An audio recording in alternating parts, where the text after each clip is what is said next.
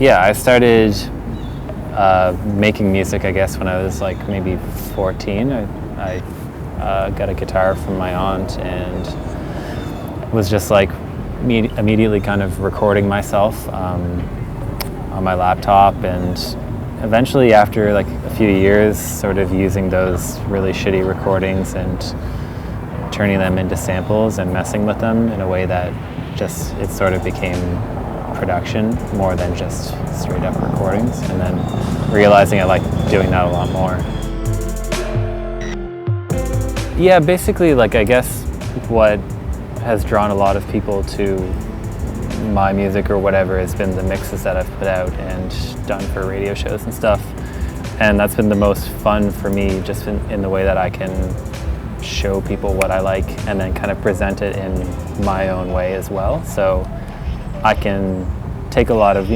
popular music and then also just mix in some kids that I found on SoundCloud that have like 100 followers, and then finding a way to sort of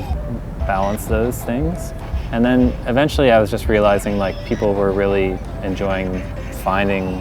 those artists and then doing their own research and learning more about them. So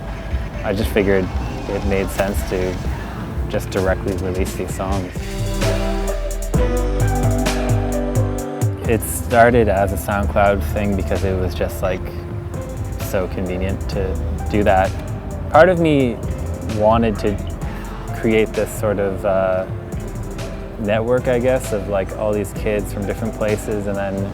slowly I can, if I tour there, I can get them on the shows, and then just growing until basically they can do their own big shows and put out proper releases and stuff like that. So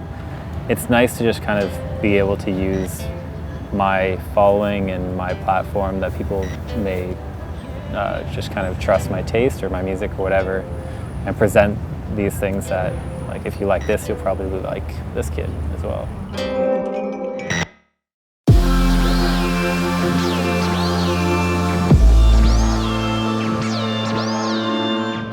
I've been like just really happy to keep everything I do pretty independent and like self-releasing stuff.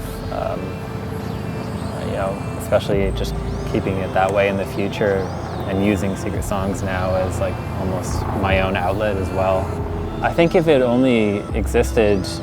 like a label might with just Spotify, iTunes, and all that stuff, you can't make it that personal. Whereas with SoundCloud, I try to get like a little blurb from each artist to accompany the release and get the artwork,